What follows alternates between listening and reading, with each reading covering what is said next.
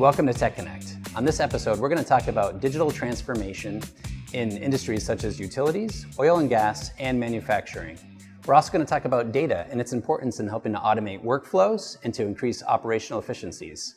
I'm joined today by the Vice President at Mirata Software, Ken Noreikis. Mirata Software makes a cloud-based solution helping non-technical end users digitize key business workflows. Ken, thank you very much for joining us today. Great, David. Thanks for having me.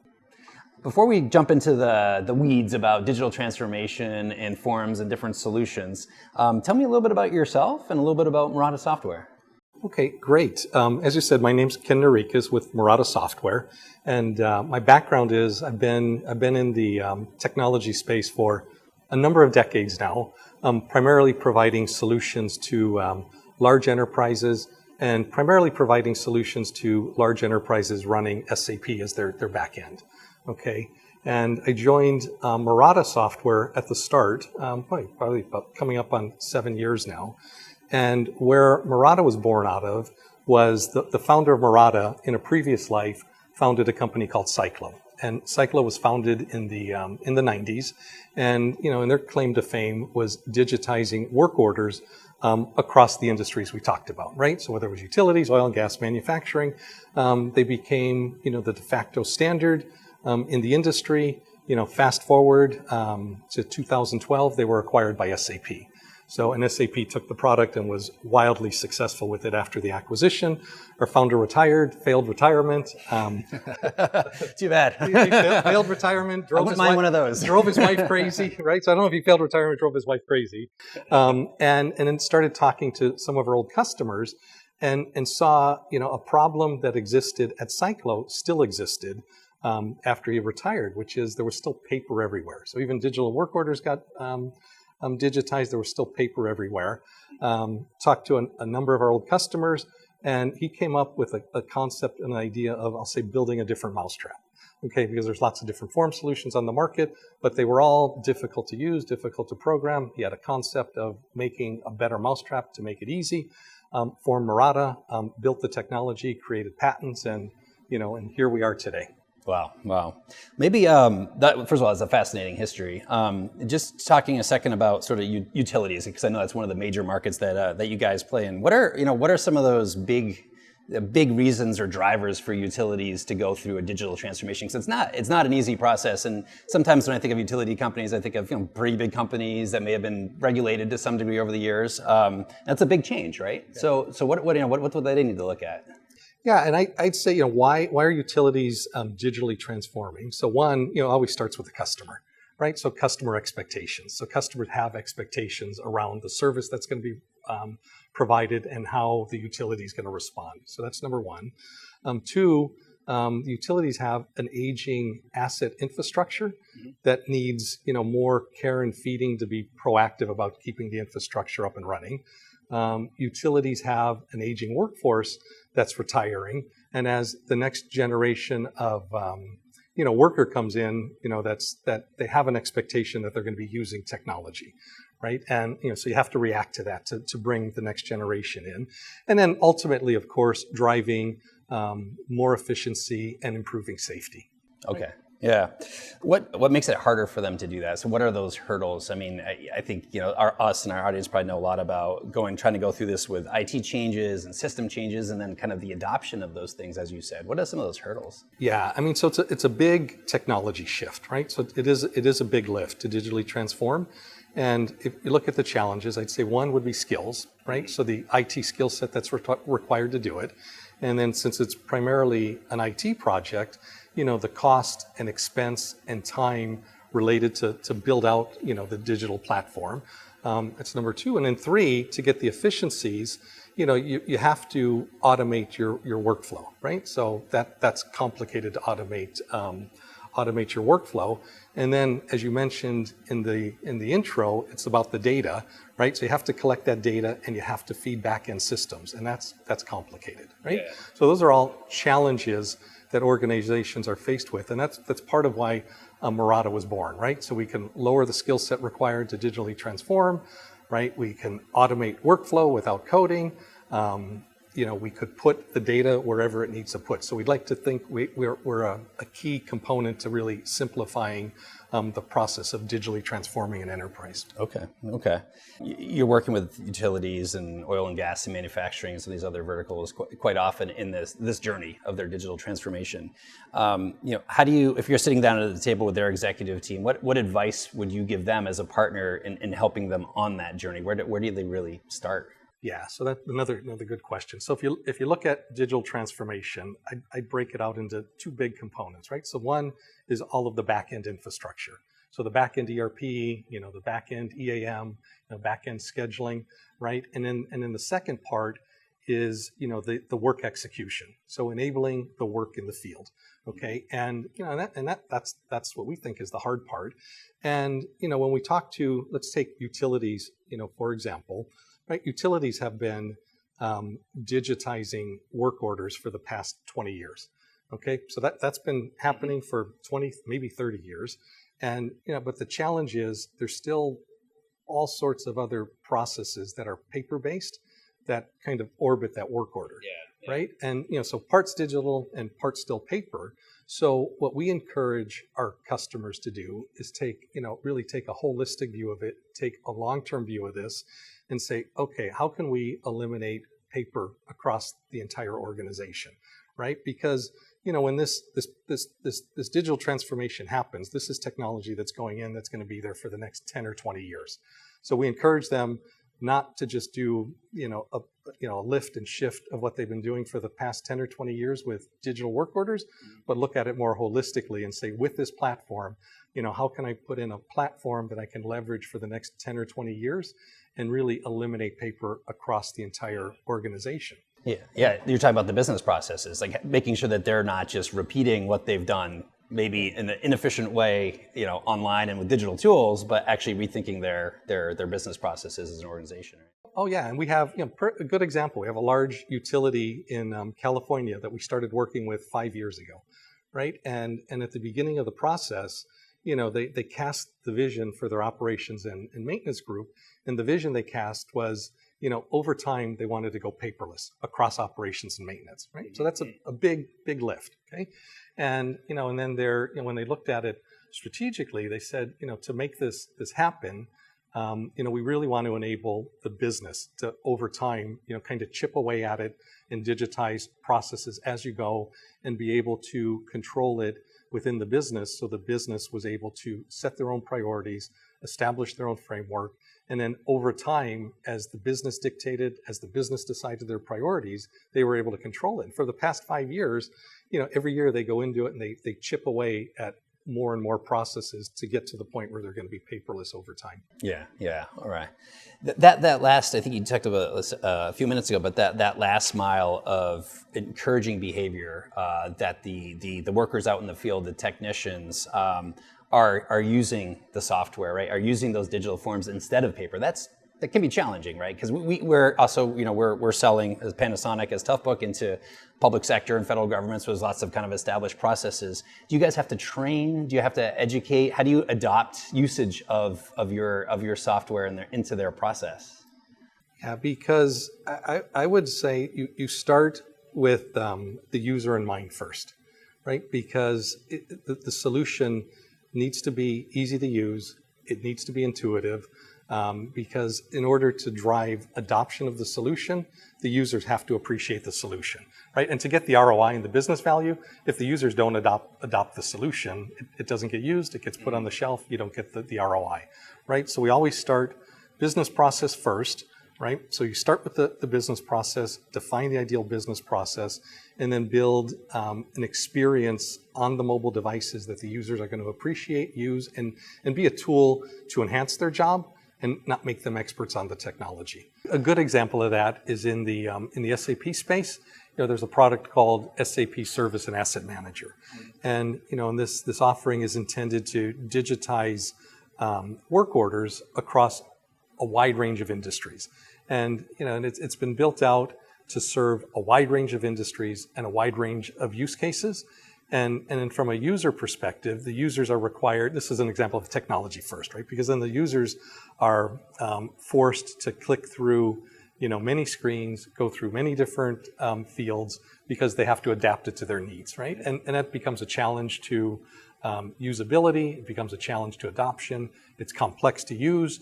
And so we had a number of customers who were service and asset manager users and Mirata users, and they came to us and said, is there anything you can do to help, right? Because we need an easier, more intuitive experience.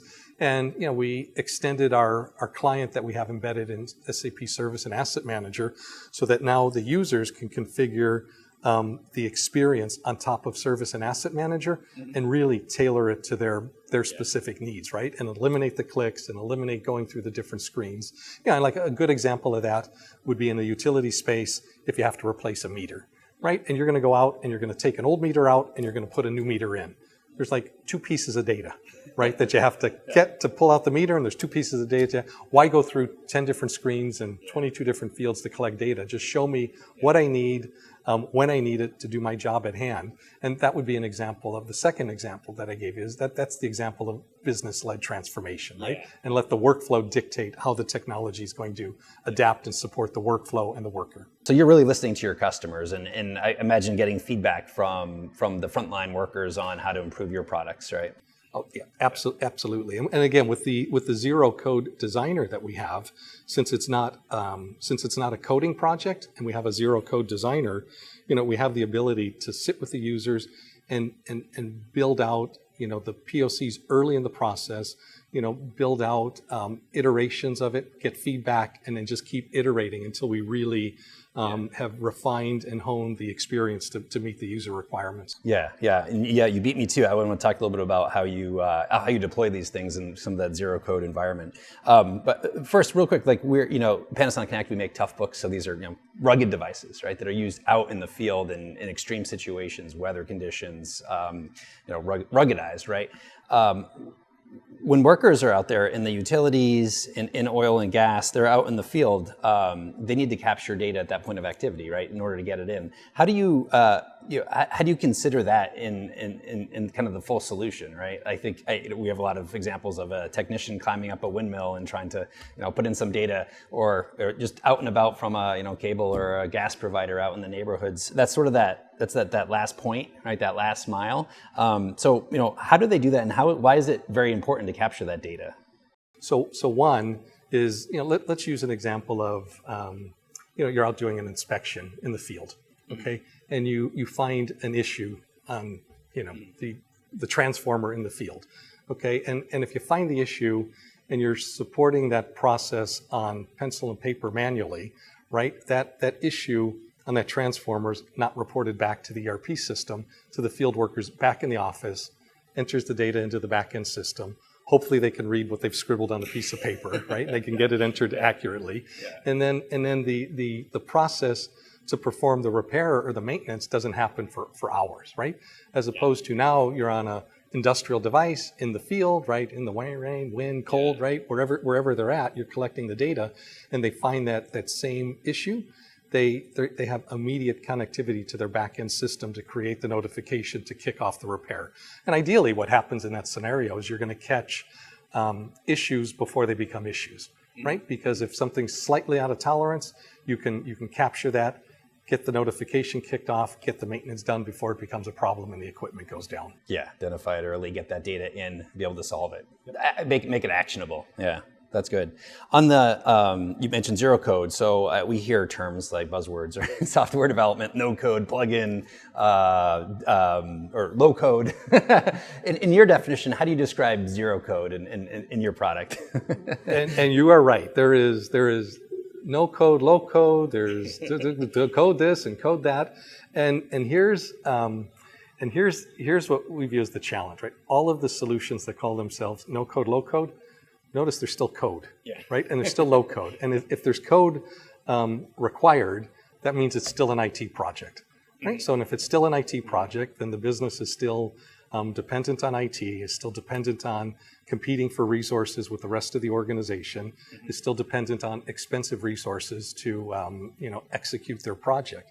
And, we coined the term zero code, so once our platform is installed, and up and running, what we're able to do is enable business users with zero code and give them the ability to digitize their forms, digitize their workflow, including complex workflow, point to their back-end systems where that data needs to go and when that data needs to go to their back-end systems, all in a zero-code environment, all enabled by business users without software development, right? And that's actually a unique differentiator of our platform that we have patented and is our secret sauce and how we built a better mousetrap. All right, that's great. It sounds like a very strong mousetrap, a good model. We can't really talk about technology and innovation without talking a little bit about AI and its impact on products and solutions and markets. What are you seeing with Gen AI in utilities? Are they gravitating? How are they putting AI into their workflows? And does that impact your business?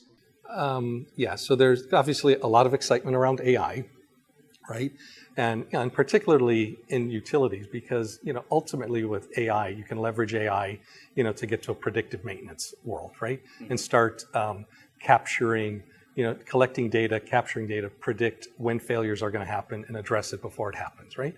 And what's happened though is with all the buzz of AI, is utilities are quickly learning the effectiveness of AI is wholly dependent on their ability to collect clean, accurate data at point of activity, and let's say collect, unstructured data in the field, merge it with structured data in the field, and then ultimately leverage AI. And I'd say most utilities aren't prepared to execute on that today, but it becomes the basis of going through the digital transformation, because without digital transformation and putting in cloud and putting in a data model and putting in a model where you can capture structured and unstructured data, you'll never get to AI and being able to leverage AI, right? So good data. You need the good data in an organized structure. You need the good data in an organized, and of course we're looking at AI and incorporating it into our processes and product as well. Yeah, I mean that's a tricky one, because I think almost in any industry, right, it's good data in. You need that to be able to build a platform for the language models to work, to apply AI into your things. And I think of some of the utilities as old companies that have been around for years and years and years and slowly evolving. And so I'm sure that's a big one that they're looking at, and that's part of that business process change and digital transformation is probably at this point of time rethinking their processes and then the technology. What's going to make it better. I know your software works sort of across different industries, right? It's sort of agnostic to the different industries that you have. What makes, if you're a customer, right, and you've got a bunch of different sort of departments working on different things, right? It could be, you got your procurement team, your finance team, you got tech workers out in the field, you've got maintenance workers. What is this? What's kind of the difference here between like an enterprise-wide platform for something for a department? Because you think in big organizations, a department may have a budget, a tech budget, and they go off and they develop something, but it just works for that group, not necessarily, the benefits aren't necessarily shared throughout the broader organization. And what's your perspective on how you make these investments kind of play across the full enterprise? Yeah, and what, David, what you're commenting on is there's two approaches you can take to digitizing across the enterprise, right? And what we refer to is, one approach is what we'll call the point solution approach, and that's a department by department, function by function approach, right? So a business area, seeks a solution, has a problem, seeks a solution, deploys the solution. Department number 2 has a problem, seeks a solution, deploys a solution. Rinse and repeat, right? Rinse and repeat. And what that approach results in is, results in one, a solutions that are deployed in silos, right? So now you can't get enterprise-wide business value when it comes to automating work stream, right? Because the solutions don't talk to each other, right? So they're all all deployed in silos. So that's the big thing, right? Lack of value, right? Lack of business value, and then 2, the cost. So picture the cost of onboarding multiple technology solutions, multiple vendors, right? So that's 2. Number 3, look at the technical debt, right? Because they're all different technical solutions. And then, look at, we had one utility that we're working with now that over the years deployed 8 different digital form solutions, all as standalone solutions, all deployed by individual business units. And then one day they came into IT with 8 different cables and said, where do we plug this into SAP? Okay, and it's hard enough to plug. Open field forms, right? With no structure whatsoever to those 8 different forms. And it's all 8, and where do I plug this into SAP? And I need to do it 8 different times with 8 different technology stacks. And IT says, no. It's not practical, right? So what Mirata advocates for is taking an enterprise-wide view. And the enterprise-wide view can be looked at, two different ways. One, if you're going through a holistic digital transformation, right, that's a good time to look at an enterprise platform for digital forms and, strategically positioning it that way, right? So you have a single solution, that can address multiple areas of the business, plug into multiple different back-end modules of SAP or third-party systems. So we want to deploy, a single platform across the enterprise, because now you can share workflows across the enterprise, either inside the enterprise or outside the enterprise, so they can all talk to each other. You have a single solution, that integrates to your back end.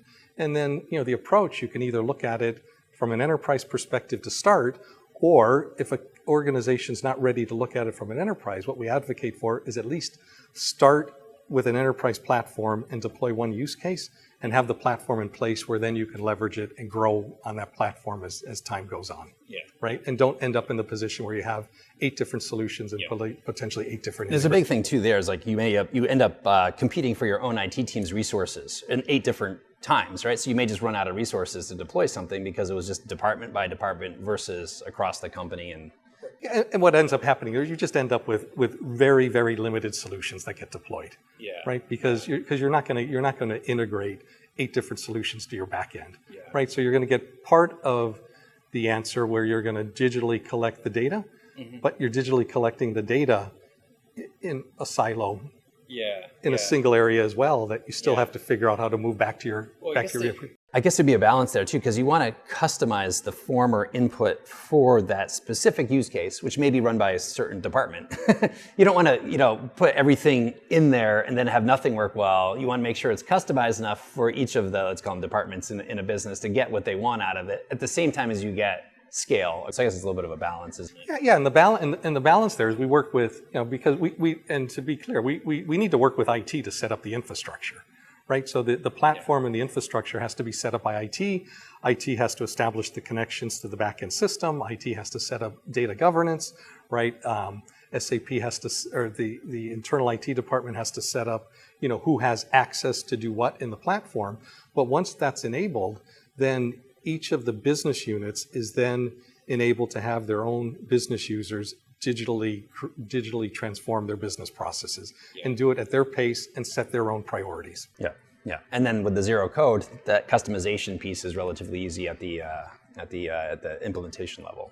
Yeah, and then further to keep going on that, and then further what happens in the business is now, since it's a zero code environment, right? I mean, technology, you're never done. The business changes, requirements change, new problems pop up, right? And then with the zero code platform enabled in each of the departments have, a sandbox, an environment where they could experiment and configure new workflows, change workflows, and understand how that's going to impact their business before it actually gets deployed into production. That's fascinating hearing about zero code. What are some examples of zero code deployments you've done for customers?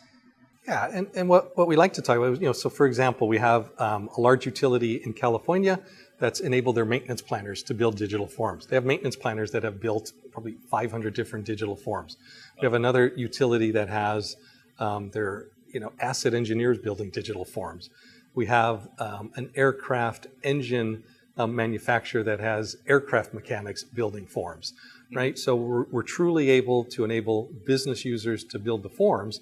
And now, but with that said, it's also not the Wild West. So with our platform, it's important that you give the business users the ability to control their own destiny, build their own forms, but it's also important that you have proper governance and standards in place, right? So we work with our clients to set up, standards, right? So set up a standard motif of the form, set up a standard look and feel, right? And then we train the business users on how to build to that standard.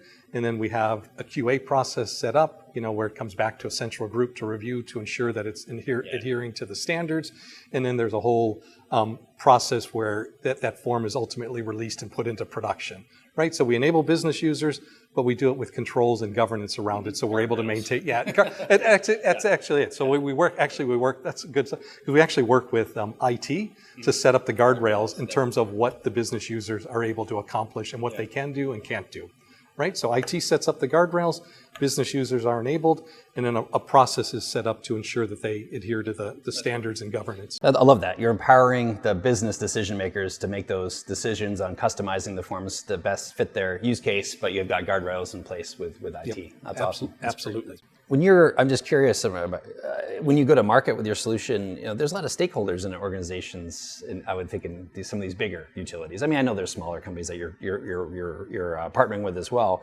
How do you go about that sort of sell-in process with each of those stakeholders, IT, business, in an organization that could be relatively large and kind of inheriting some old processes? Is there a trick to sort of being able to showcase that solution throughout the organization in an effective manner, or is it just a challenge? There's always the age-old challenge between IT and the business, right? The business always has their demands, and IT is never fast enough, right?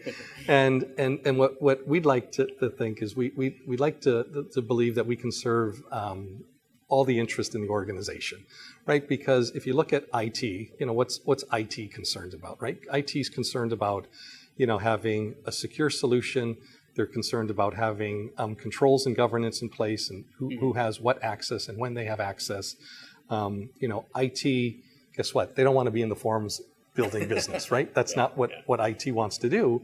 And then on the business side, right? The business wants to be able to set and control their own priorities, meet their own business needs when they need to meet them, not compete for IT resource across the whole organization when they need to accomplish something. Yeah. So we think with the platform approach and the zero code environment and the strong integration capability, we're able to meet, the concerns and needs of IT and cybersecurity, and we're able to serve the business and enable the business to really be more adaptive and responsive to their business needs. Yeah, that's great. And being in marketing, I'm very well aware that IT does not want to deal with forms. But we got to structure the data for them. So forms are very important because, again, it's that point of input, right? It's that where you're collecting the data, and that needs to come in well organized, clean to be effective, whether it's being leveraged by AI or just in the general SAP systems itself for whatever process needs to take place. You're out there meeting with a lot of utilities. I'm curious, from your perspective, what are the biggest opportunities that utilities are saying sort of exist out there in the tech space? Where are they going with their technology and their digital transformations? Well, they're definitely going to the cloud, right? So that transition is happening. So they're going to the cloud. They're updating their data models, right? Clearly, they're going to mobility, right? So mobility is being adopted across the board.